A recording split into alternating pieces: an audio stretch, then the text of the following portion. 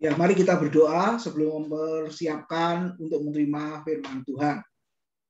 Biarlah pujian ini menjadi pengakuan setiap kami bahwa kami perlu Tuhan. Kami perlu kasih setia Tuhan yang menolong kami di dalam menjalani hari-hari kami. Kami bersyukur Engkau sudah menyelamatkan kami melalui kasih karunia-Mu, dan dalam kehidupan kami sehari-hari, ya Tuhan, kami tetap membutuhkan kasih setia-Mu. Terima kasih ya Tuhan, biarlah pujian kami yang kami nyanyikan bersama-sama menjadi dupa yang harum di hadapan-Mu. Firman Tuhan sebentar akan diberitakan, Engkau mempersiapkan kami supaya firman-Mu benar-benar membawa kami untuk semakin mengenal Tuhan. Persiapkan kami semua, Tuhan pakai hamba-Mu menjadi saluran berkat pada malam hari ini.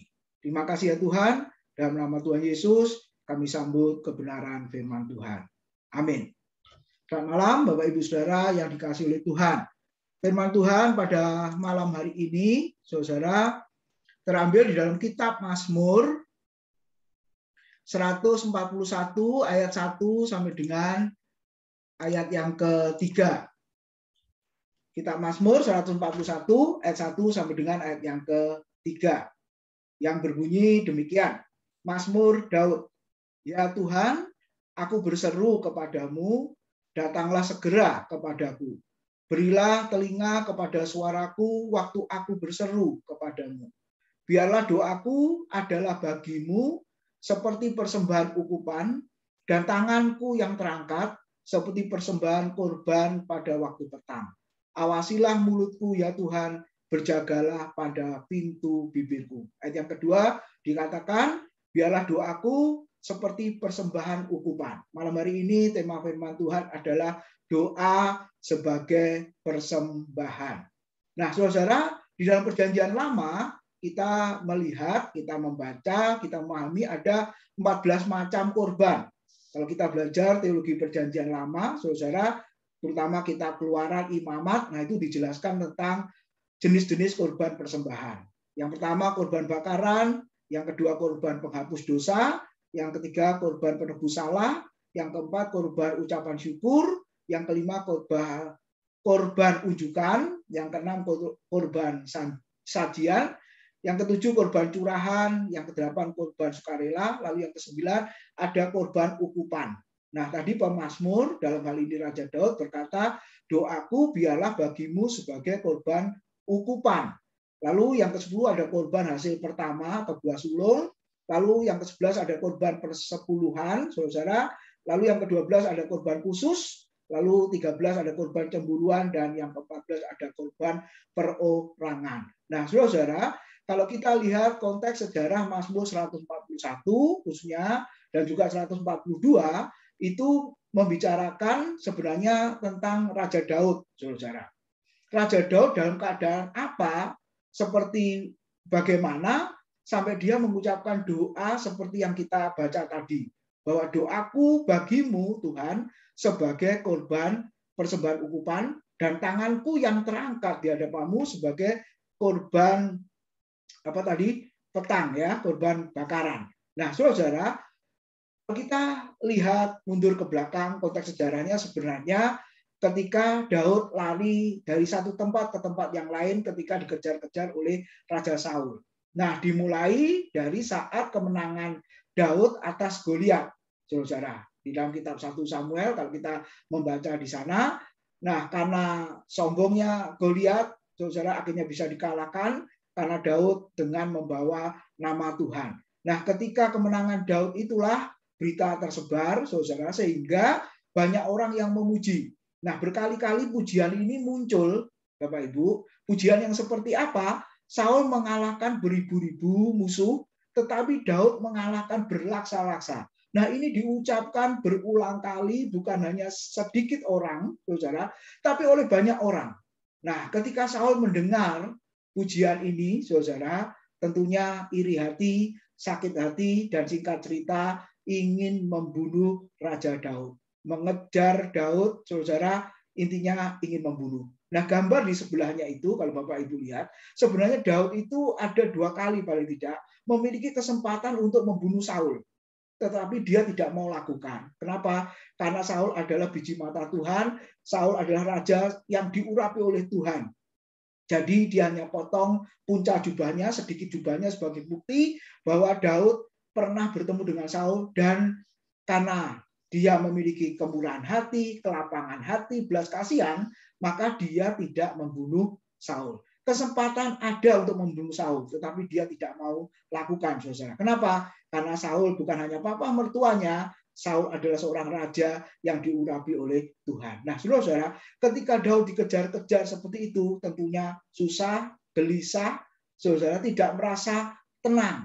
Makanya pergi dari satu tempat ke tempat yang lain. Nah, dalam situasi yang seperti itulah, saudara, dia tadi berdoa. Ya, doanya dikatakan, biarlah doaku adalah bagimu seperti korban, ya, persembahan ukupan. Nah, saudara, coba lihat kalimat yang pertama. Biarlah doaku adalah bagimu. Di dalam tempat persembunyian, tempat yang terasing, saudara, maka Daud berkata doaku, bukan doa kami. Karena kalau kita lihat sejarahnya, Daud ketika melarikan diri, dia tidak seorang diri, saudara. Ya, ada beberapa pengikut yang mengiringi, ya, mengikuti Daud. Tetapi dia tidak berdoa, biarlah doa kami adalah bagimu seperti persembahan ukupan. Nah, dia mengatakan, biarlah doaku adalah bagi Tuhan. Nah, saya berharap mulai malam hari ini, pujiannya melalui YouTube video, saudara. Saya tidak ingin Bapak Ibu hanya menonton atau menyaksikan, saudara, tanpa ikut terlibat di dalamnya. Amin, saudara. Ya, supaya apa, saudara? Sebenarnya merasakan kedekatan, merasakan hadirat Tuhan, ya itu bukan masalah bergantung kepada yang memimpin pujian. Apalagi ini zaman online, Bapak Ibu Saudara, ada gereja yang minta rekaman khotbah. Nah, ketika kita berkhotbah, kan tidak ada yang mendengar, Saudara, ya, tanpa jemaat. Nah, lalu bagaimana jemaat yang mendengar bisa mengalami Tuhan, mengalami kedekatan dengan Tuhan, mengalami hadirat Tuhan, Saudara? Nah, itu bergantung bukan kami, tapi aku. Artinya apa, saudara? Kalau kita lihat, bergantung kepada yang bersangkutan. Nah, pada malam hari ini, biarlah kita juga semua berkata, biarlah doaku adalah bagi Tuhan. Walaupun pujiannya melalui YouTube, saudara, tidak secara langsung ada yang memimpin, ya, saudara, tapi secara pribadi, jemaat satu dengan yang lain, mempersiapkan dirinya, mempersiapkan hatinya, mempersiapkan hidupnya untuk bertemu dengan Tuhan. Nah, jangan sampai, saudara, sekali lagi, saya berulang kali menegaskan, ya, jangan hanya menonton ibadah, tetapi kita mengikuti ibadah. Baik hari Jumat malam maupun hari Minggu, saudara, kita bukan menonton ibadah, menikmati ibadah, tetapi kita mengikuti ibadah, kita terlibat di dalamnya. Makanya bunyinya adalah doaku, hidupku, aku yang akan mengalami Tuhan, yang mengalami hadirat Tuhan, yang mengalami kedekatan dengan Tuhan. Nah, itu maksudnya, saudara. Lalu ada satu buku yang saya kutip, saudara, ya. Bagaimana kalau kehidupan itu tanpa doa? Nancy Leigh DeMoss, ya, menulis buku Tempat Perhentian yang Tenang. Bapak Ibu Saudara, kalau seseorang itu tanpa doa, maka dikatakan itu suatu dosa. 1 Samuel 12 ayat 23. Lalu kehidupan tanpa doa merupakan ketidaktaatan kepada perintah Kristus. Ternyata Kristus juga memerintahkan. Para murid bertanya, ajarilah kami berdoa. Lalu Tuhan Yesus mengatakan, berdoalah demikian, Bapa kami yang ada di surga, dikuduskanlah namamu, datanglah kerajaanmu, dan seterusnya. Mulai besok Minggu, saudara, sebelum doa berkat, kita akan berdoa seperti yang diajarkan oleh Tuhan Yesus. Doa adalah perintah Kristus. Yang ketiga, kalau kita tidak berdoa, itu merupakan ketidaktaatan terhadap firman Allah. 1 Tesalonika pasal 5 yang mengatakan apa? Tetaplah berdoa. Pray without ceasing, ya. Berdoalah tanpa berhenti. Kalau kita berhenti berdoa, berarti kita melanggar perintahnya atau tidak taat kepada firman Tuhan. Lalu ketika tidak berdoa, saudara, maka kita akan rentan terhadap pencobaan. Karena Yesus pernah berkata, berdoalah, ya, berjaga-jagalah dan berdoalah supaya kamu jangan jatuh ke dalam pencobaan. Kemudian kalau kehidupan tanpa doa, maka seseorang itu adalah mandiri dalam arti saudara merasa kuat sendiri, tidak perlu Tuhan, tidak perlu melibatkan Tuhan. Makanya pujian sebelum firman Tuhan tadi berkata, ku perlu engkau Tuhan dalam hidupku. Kita orang berdosa perlu anugerah Tuhan untuk menyelamatkan kita.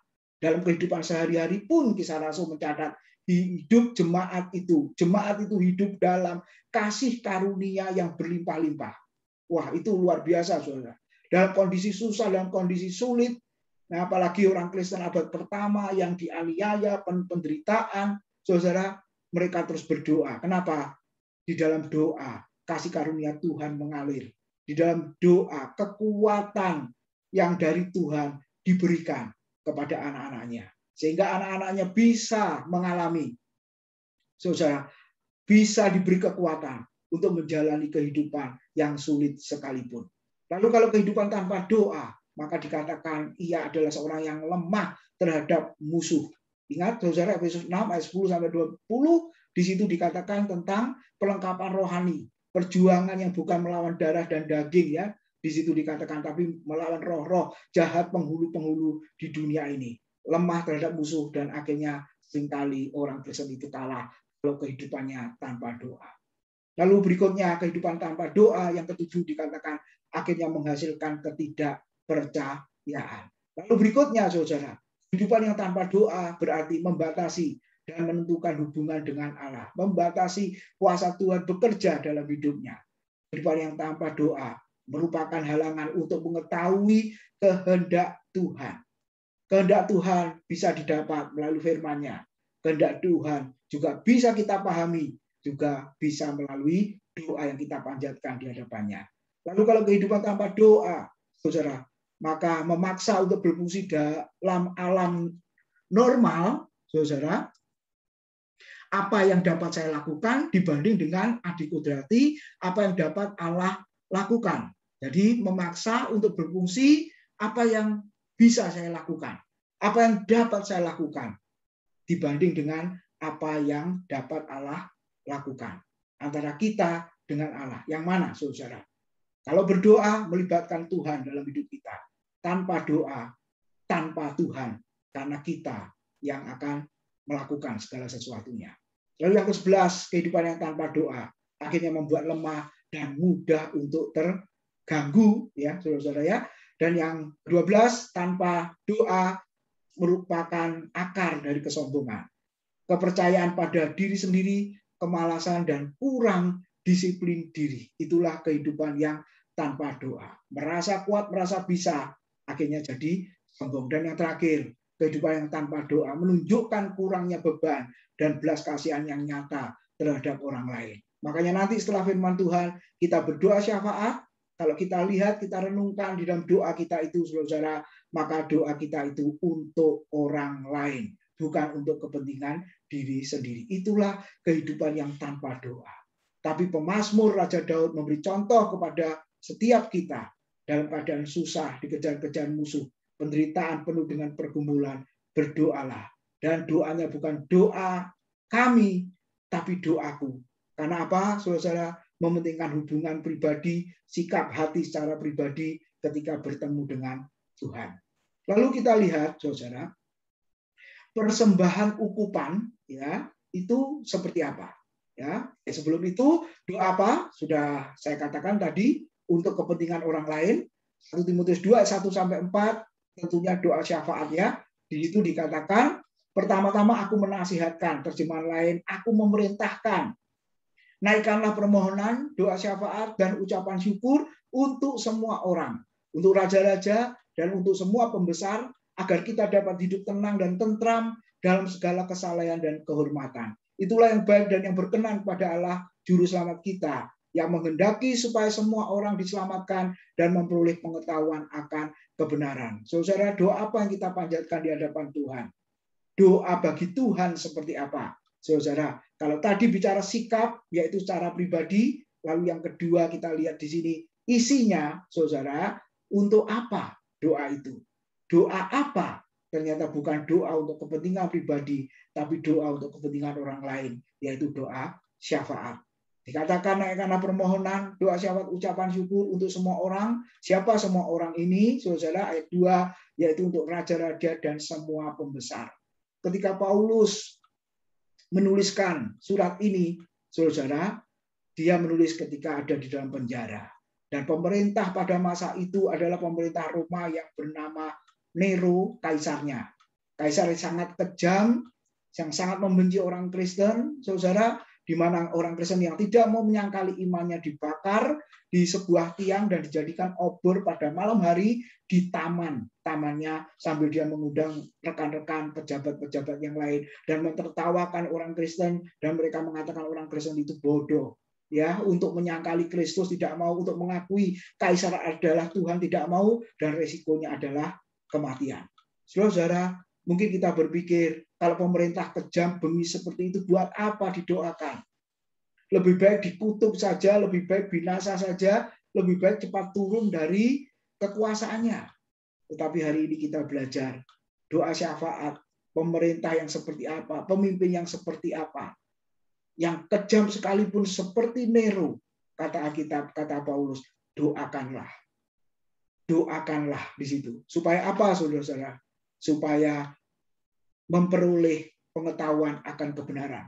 Supaya apa? Supaya diselamatkan di situ. Karena itulah yang berkenan dan yang baik di hadapan Tuhan. Saudara, supaya apa? Ayat yang kedua dikatakan, supaya kita dapat hidup tenang dan tentram dalam segala kesalehan dan kehormatan. Saudara, pemerintah kita doakan. Ya, apalagi menghadapi masa-masa yang sulit 1,5 tahun ini, saudara. Pandemi COVID yang belum berakhir. Nah, kita doakan, saudara, pemerintah yang seperti ini. Supaya Tuhan campur tangan, Tuhan nyatakan kuasanya, Tuhan berbelas kasihan, dan pada saatnya dia menolong kita. Apa artinya persembahan ukupan tadi, saudara?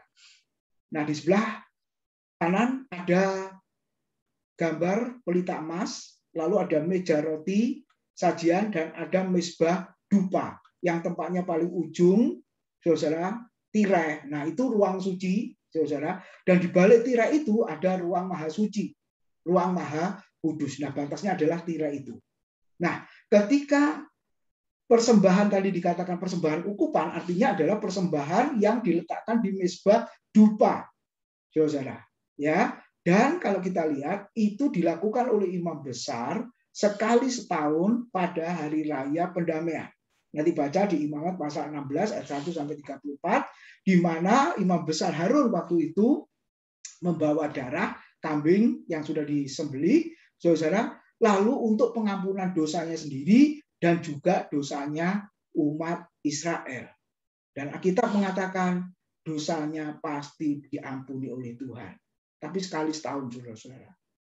Makanya Alkitab mengatakan waktu Yesus mati di atas kayu salib, tirai bait Allah yang memisahkan antara ruang maha kudus dengan ruang kudus terbelah dua dari atas ke bawah. Artinya apa, saudara? Sudah tidak ada sekat, tidak ada pembatas lagi antara ruang maha kudus dengan ruang kudus. Dan tidak perlu melalui perantara imam besar manusia, karena Kristus sebagai imam besar sudah berkorban satu kali untuk selamanya, dan semua orang percaya memiliki akses untuk masuk ke ruang maha kudus, untuk bertemu dengan Tuhan. Bukan sekali setahun, tapi setiap saat, setiap waktu. Nah, itu artinya persembahan ukupan, korban persembahan ukupan. Nah, biarlah doa kita pada malam hari ini, dan doa-doa kita, saudara, di rumah kita masing-masing, benar-benar sebagai persembahan ukupan di hadapan Tuhan. Karena kita punya akses langsung masuk ke dalam hadirat Tuhan. Lalu yang kedua, pemazmur tadi berkata, dan tanganku yang terangkat sebagai persembahan korban pada waktu petang. Saudara, Daud di dalam masa kesulitan, ketika dikejar-kejar oleh Saul untuk dibunuh, bukan hanya doaku tadi ya, sikap dirinya, saudara, yang menentukan kedekatan dengan Tuhan, mengalami Tuhan, maka yang kedua diambil tindakan, tanganku terangkat di hadapannya. Apa artinya tangan terangkat? Saudara, yang pertama menyerah atau berserah. Ya, ketika polisi, saudara, memperingatkan ya penjahat, maka dia berkata, angkat tanganmu. Nah, para penjahat itu akhirnya angkat tangan. Artinya apa? Menyerah. Kemudian langsung diborgol, lalu dibawa ke markas, diproses, dan lain sebagainya.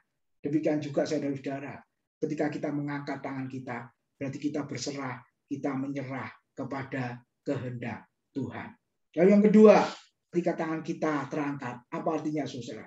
Menyadari bahwa kita ini penuh dengan kelemahan, kita ini penuh dengan keterbatasan, dan kita meyakini bahwa Tuhan itu adalah Allah yang berkuasa. Ketika kita mengangkat tangan, Dia yang akan menurunkan tangannya untuk menolong kita, saudara. Maka yang ketiga kita bisa melihat, apa artinya tangan yang terangkat? Keluaran 17, masih ingat ketika Israel berperang dengan bangsa Amalek, saudara? Mengizinkan Tuhan bertindak ketika Musa mengangkat tangannya, kuatlah bangsa Israel, menanglah bangsa Israel. Tapi karena tangan Musa penat, lelah, capek, akhirnya diturunkan, maka bangsa Amalek lebih kuat. Sehingga Harun, ya, di situ dikatakan, ya, dan Hur itu menopang, ya, memegang tangan Musa supaya tangan Musa terus terangkat. Saudara, ketika kita mengangkat tangan kita juga berkata, Tuhan biarlah Engkau yang bertindak dalam hidupku. Biarlah Engkau yang campur tangan dalam hidupku. Lalu yang keempat, saudara, apa artinya tangan terangkat? Dalam 1 Timotius 2 yang ke-8 dikatakan. Coba kita lihat ayat yang terakhir. 1 Timotius pasal yang kedua, ayat yang ke-8, di situ dikatakan, oleh karena itu aku ingin supaya di mana-mana orang laki-laki berdoa dengan menadahkan tangan yang suci, tanpa marah dan tanpa perselisihan. Apa artinya tangan yang terangkat di hadapan Tuhan?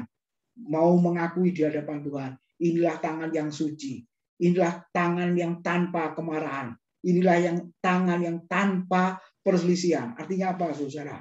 Hidup beres di hadapan Tuhan, bersih di hadapan Tuhan, tidak ada sedikit kejahatan, hati pikiran, saudara, supaya apa? Tangan yang terangkat adalah tangan yang suci di hadapan Tuhan. Itulah arti tangan yang terangkat.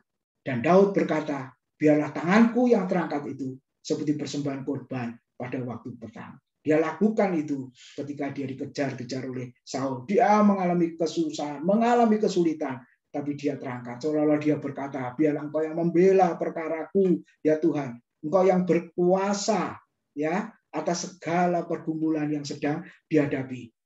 Menyadari bahwa penuh dengan kelemahan, penuh dengan keterbatasan, dan Tuhan itu adalah Allah yang maha kuasa. Lalu bagian yang ketiga yang terakhir dikatakan, awasilah mulutku, berjagalah di pintu bibirku, ya Tuhan. Bapak Ibu, kalau kita merenungkan kasus Daud, ya, ada kesempatan untuk membunuh, dia tidak mau membunuh Saul. Itulah kemurahan hati Daud, mengampuni musuhnya, ya, saudara. Kalau kita melihat di situ ada kesempatan untuk apa istilahnya, mengutuk, ya bisa, ya, secara tindakan saja untuk membunuh bisa dilakukan sebenarnya. Apalagi kalau ini tanpa tindakan, hanya ada di mulut, saudara, bisa mungkin mengutuki dan lain sebagainya. Tapi dalam keadaan seperti itu, Daud memberi contoh kepada kita. Dia justru memohon kepada Tuhan, awasilah mulutku, berjagalah di pintu bibirku, supaya apa? Jangan sampai aku berdosa. Wah, ini satu hal yang luar biasa. Saya ingat 1 Petrus 4 ayat yang 11, saudara. Di sini dikatakan apa? Jika ada orang berbicara, baiklah ia berbicara sebagai orang yang menyampaikan firman Allah. Jika ada orang yang melayani, baiklah ia melakukannya dengan kekuatan yang dianugerahkan Allah, supaya Allah dimuliakan dalam segala sesuatu karena Yesus Kristus. Ialah yang punya kemuliaan dan kuasa sampai selama-lamanya. Perhatikan saudara, jika ada orang yang berbicara, baiklah ia berbicara sebagai orang yang menyampaikan firman Allah. Itulah ciri khas orang Kristen. Inilah ciri khas orang-orang yang mulutnya dipakai untuk berdoa kepada Tuhan. Kita lihat, kita renungkan, kita introspeksi diri kita. Perkataan kita, saudara, apa yang kita sudah ucapkan di hadapan Tuhan, apa yang kita sudah sampaikan di hadapan sesama kita. Biarlah seperti firman Tuhan malam hari ini, awasilah mulutku, berjagalah di pintu bibirku, Artinya apa, saudara? Setiap perkataan yang kita ucapkan, biarlah membangun orang lain, memberi semangat kepada orang yang lemah, letih, lesu. Yesaya pernah berkata, beri aku lidah seperti seorang murid. Saudara, supaya apa? Supaya bisa menceritakan perbuatan-perbuatan Tuhan, menguatkan orang lain yang perlu pertolongan. Nah, biarlah saudara, semuanya itu menjadi sikap doa kita, saudara, menjadi bagian kebiasaan dalam hidup kita ketika kita berdoa di hadapan Tuhan. Dan ingatlah, doa yang kita panjatkan di hadapan Tuhan seperti persembahan ukupan yang ada di dalam ruang Maha Kudus. Dan firman Tuhan mengatakan Tuhan mendengar doa yang seperti itu. Kiranya Tuhan memberkati kita. Mari kita berdoa sebelum kita berdoa syafaat. Terima kasih buat kebenaran firman-Mu malam hari ini. Biarlah Engkau mengajar setiap kami seperti Raja Daud. Dia mengalami persoalan, kesusahan, kesulitan demi kesulitan. Karena dikejar-kejar oleh Raja Saul untuk dibunuh. Tetapi yang keluar dari mulutnya adalah doa seperti persembahan ukupan di hadapan Tuhan.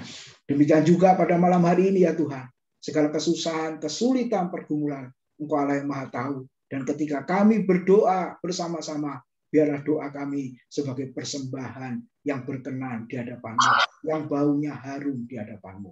Terima kasih Tuhan. Dalam nama Tuhan Yesus, kami sudah berdoa, kami sudah mengucap syukur. Amin.